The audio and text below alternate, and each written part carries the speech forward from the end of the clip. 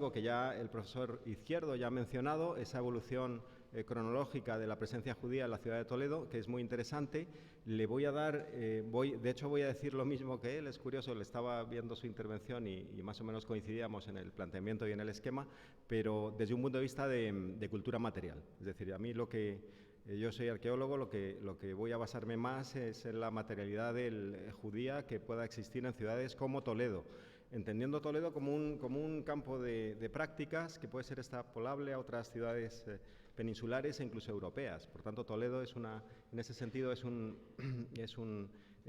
punto en el que el aprendizaje siempre está al cabo de la calle y podemos, ya digo, saber bastante al respecto. Muy breve, simplemente para situar de lo que vamos a hablar a continuación, es Toledo con sus elementos emblemáticos. Es decir, la foto no dice nada, la foto es muy bonita. Si fuéramos turistas, posiblemente nos gustaría verlas, y cuando visitamos una ciudad como Toledo lo que vemos es esto, sobre todo, ¿no? Pero este tipo de imágenes siempre hay que contextualizarlas en función del tema que estemos tratando, y yo me he permitido el lujo de marcar de forma más oscura dónde estarían los límites de la judería, que por supuesto se desconocen absolutamente. De hecho, en la exposición de Antonio Gómez Laguna nos va a hablar de uno de los posibles cierres de la judería que apareció hace pocos años, y nos va a traer esa problemática de la que vengo hablando, de lo complicado que es hablar de una materialidad judía en un entorno tan llamativo como es el de esta propia ciudad, que por otra parte, vuelvo a decir, somos afortunados porque conserva bastante bien ese registro. Lo que hay que hacer es estudiarlo adecuadamente, y para eso tenemos años venideros que nos van a permitir ampliar la información. Por desgracia, en pleno siglo XXI y después de multitud de congresos, el profesor Izquierdo ha dicho que había multitud de publicaciones también medievales sobre Toledo, pero realmente sabemos muy poco de la materialidad judía. Sabemos lo que dicen las fuentes históricas, y esas fuentes históricas a menudo hay que ponerlas en cuestión en base a los nuevos descubrimientos que se están haciendo en los últimos años, precisamente, que están, si no cuestionando, contradeciendo en algunos momentos y matizando esas fuentes históricas que hasta hace muy poco tiempo han servido prácticamente de Biblia inalterable para entender el pasado de esa materialidad judía. Por tanto, judería estaría aquí. Por supuesto, la catedral y el alcázar son dos elementos emblemáticos, simbólicos, que han estado allí siempre presentes, y por tanto, hablar de la judería es hablar del conjunto de Toledo. Y además la delimitación externa, el perímetro, la muralla de 500, sobre todo la cota de 500, en la que estaría flanqueada por sendos puentes y además por puertas principales que todos conocemos y no me voy a parar, y para terminar la ubicación del cementerio judío, redescubierto en el 2009, descubierto en 1917 por por Rodrigo Amador de los Ríos, injustamente relegado al ostracismo porque tuvo la mala suerte de fallecer a los 2 años de descubrirlo, ¿no? Pero bueno, aquí estamos 100 años después, intentando recuperar donde él quedó, ese avance de la investigación, intentando ver cómo juderías como la de Toledo, que no difieren con otras juderías a lo largo de Sefarad, que es decir, si ponemos ejemplos, yo que sé, la de arriba era Córdoba, esto es el Cal de Barcelona, Segovia, y así sucesivamente. El problema de estas juderías es que son realidades inventadas, que es decir, en esa materialidad que estamos buscando en este tipo de trabajos no dejamos de hacer que la imaginación fluya, y bien con base historiográfica, bien con base meramente turística, y aquí hay representantes del gremio que me lo podrán corroborar, pues nos estamos inventando muchas veces una historia para vender un producto, pensando que esa buena venta va a ayudar a lo mejor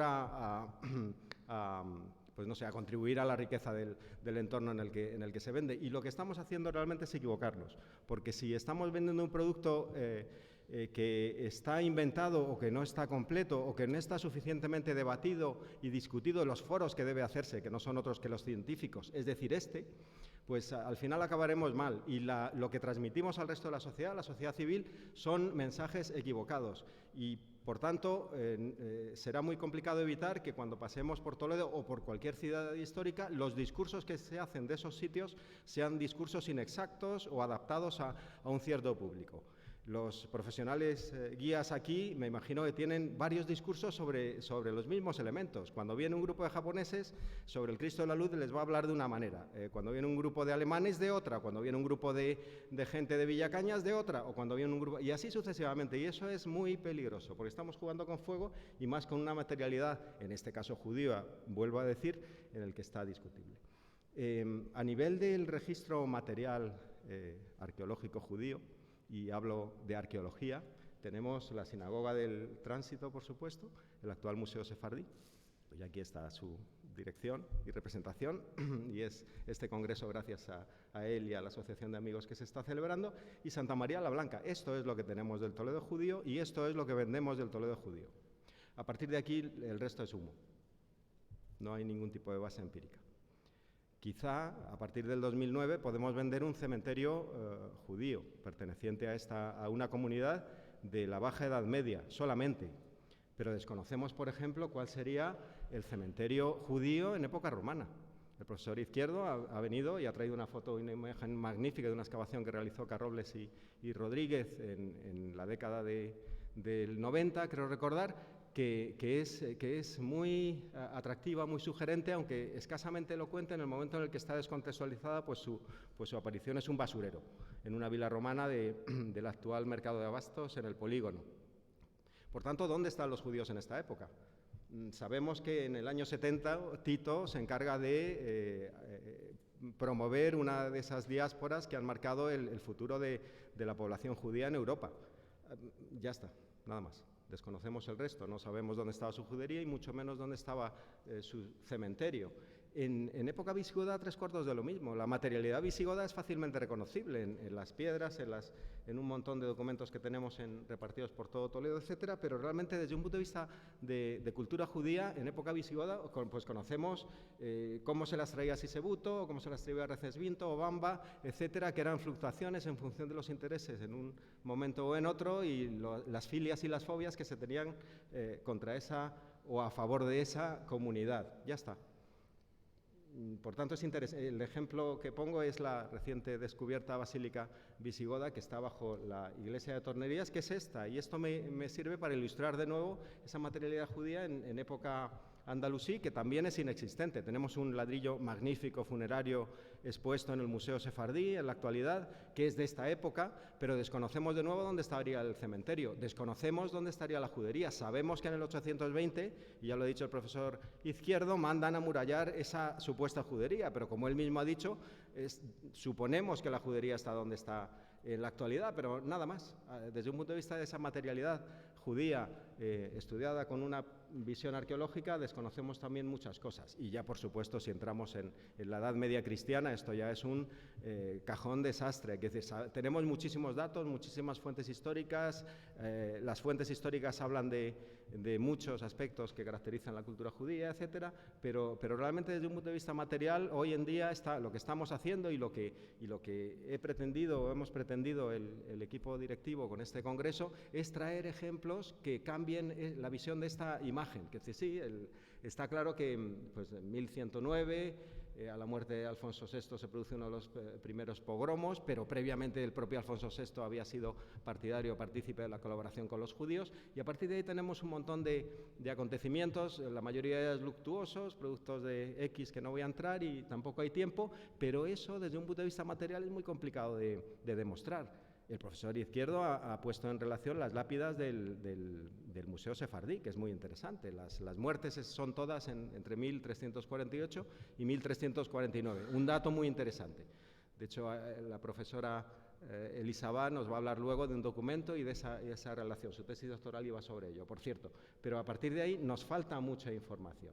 Y esa información, además, por desgracia, la complicamos si en ese discurso que estamos vendiendo al exterior, a esa sociedad civil de la que antes hablaba, viene a Toledo y lo que ve es esto. Es decir, yo soy un visitante en una ciudad como esta histórica, que me pasa lo mismo cuando voy a Burgos o voy a Roma, exactamente lo mismo, lo que veo es un mensaje absolutamente erróneo. Y entonces lo que estamos transmitiendo de verdad es el resultado de muchos años de investigación y de muchos años de los investigadores mirándonos al ombligo, pero pocos resultados desde un punto de vista social. Y esto se mueve desde un punto de vista social. Y el beneficio realmente de este tipo de investigaciones es social. Por tanto, si estamos olvidando ese fin último, lo que estamos haciendo es contribuyendo un poco a que esa materialidad, en este caso judío, vuelva a ser otra vez representada. Y por tanto, esta imagen también muy representativa. Ahora bien, tenemos noticias, evidentemente, pues sí, leemos que se descubrió un yacimiento, leemos que se descubrió un fragmento de Sefer Torah, que luego ampliarán mañana, se va a hablar sobre él, vemos que descubrieron una puerta en la muralla de la judía, etcétera, ¿no? Sinagoga de Golondrinos, que también van a hablar, la parroquia de San Martín, que es crucial para ver los límites de la judería de los que empezaba hablando al principio, etcétera, ¿no? Todo esto lo vamos a ver a continuación. O sea que esta es la base de la ponencia. Esto ha salido, por cierto, desconocía que estaba ya publicado. Bueno, luego, en fin, perdón, pero pues este es el tipo de noticias que un poco están ilustrando la complejidad que tiene el tema y sobre todo el largo camino que nos queda por recorrer en una ciudad en la que su judería está severamente transformada. Es decir, al principio he puesto una foto idílica de la judería de Toledo, similar a la de otras juderías, pero realmente es todo falso, es un falso. De hecho, en este círculo en rojo del plano, un plano cualquiera, lo que está demostrando es un vacío de edificación muy interesante para los arquitectos, es decir, para el que le interese este tema, pero lo que está mostrando es a partir de 1492 que está pasando en la judería de Toledo, y lo único que está pasando es que ningún judío, por supuesto, quiere vivir en la judería de Toledo, y se utiliza el espacio para construir pues, edificaciones de 1000 tipos, hospitales y sobre todo zonas absolutamente desprovistas de edificación, como son las zonas verdes, en las que es un sitio estupendo, ajardinado para el que tenga hijos. Si ustedes tienen hijos, paseen por allí, porque la judería se lo merece. Si quieren ver verdaderas barbaridades arquitectónicas en una ciudad histórica, también paseen por la judería, porque es un sitio perfecto para ver lo que no se debe ver desde un punto de vista patrimonial, y así sucesivamente. ¿Y qué es lo que tenemos, por tanto, que nos devuelve a esa materialidad judía? Y ya lo enumero. ¿Cuáles son los principales hitos que nos podemos presumir que existen en una judería como la de Toledo? Pues la Puerta del Cambrón. Bueno, la Puerta Medinat al-Yahud, interpretada como Puerta de los Judíos, que parece ser que no lo es tal. Es decir, no es tal Puerta de los Judíos, porque precisamente Gómez de Laguna lo que nos va a hablar ahora es de un añadido material descubierto hace un par de años, en el que pone en duda eso, pero no solo pone eso en duda, pone en duda que el número 3 sea la parroquia de San Martín, recientemente descubierto por Julián Sánchez de Pedro. La puerta de la judería, por tanto, ¿dónde está el número 2? Se cree. La sinagoga del Sofer y la sinagoga de los Golondrinos y las sinagogas de Caleros y el resto de sinagogas que fueron saqueadas en el pogromo de 1391 es también un punto muy interesante a tener en cuenta. De aquí, y algunos de mis colegas me querrán y otros me odiarán, de aquí hay algunas que son materialmente demostrables y otras que solo son demostrables en fuentes históricas. Y esas fuentes, que han sido muy útiles para la identificación y el trabajo complementario, pues no lo son suficientes a lo mejor a la hora de establecer un discurso homogéneo y uniforme sobre de lo que estamos hablando. Por tanto, vamos mal, yo sigo. De todas formas, yo no quiero ser pesimista, yo soy una persona muy optimista.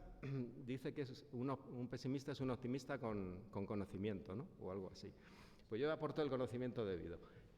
San Juan de los Reyes, evidentemente, a mí me encanta como un ejemplo perfecto de lo que ocurre, de lo que está ocurriendo, lo decía el profesor Izquierdo, lo que ocurre a partir de 1391, ¿no?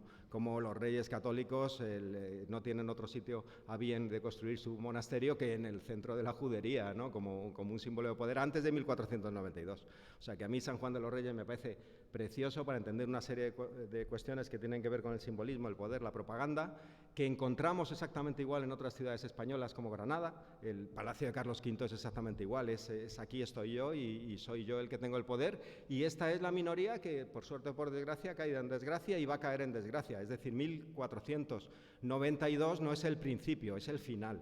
Hay que empezar a hablar de esa fecha como el final de una serie de acontecimientos que están absolutamente dirigidos y están condicionados por las circunstancias de las que el profesor Izquierdo ya ha hablado.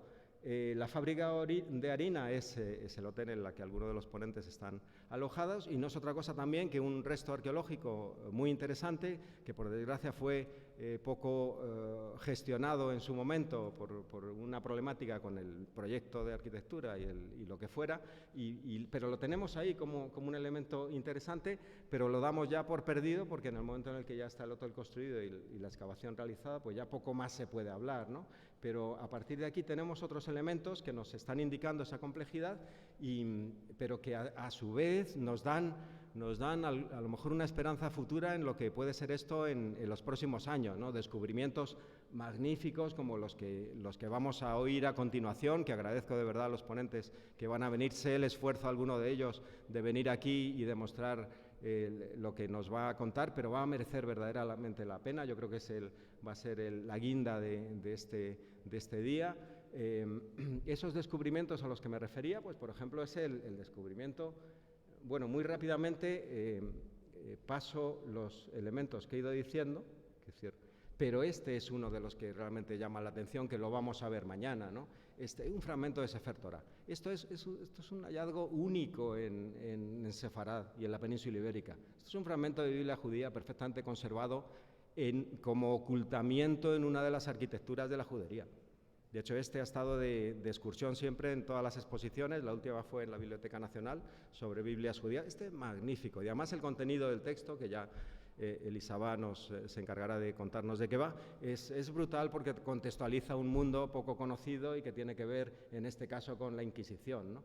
Y el segundo ejemplo que iba a decir, entre los muchos que van a venir a continuación, es la excavación de la oficina única del propio Museo Sefardí, en el que por primera vez se ha podido contextualizar una casa judía del siglo XIV, de 1355, además, o 56, de la misma época en la que data la sinagoga del Tránsito, la de Samuel Haleví, y eso nos está diciendo también, nos habla de muchas cosas, nos habla de urbanismo, nos habla de distribución interna, nos habla de estructura doméstica, nos habla de costumbres judías, etcétera, etcétera, etcétera. ¿Cuál es el resultado de esta excavación? Pues múltiple, ha dado muchísimo juego. Las exposiciones que vienen a continuación, una colega va a hablar sobre cerámica, otra colega va a hablar sobre fauna, y así sucesivamente. Yo tengo en esto como argumentación, siempre lo pongo como ejemplo, es el contraste fantástico para explicar la Casa del Judío.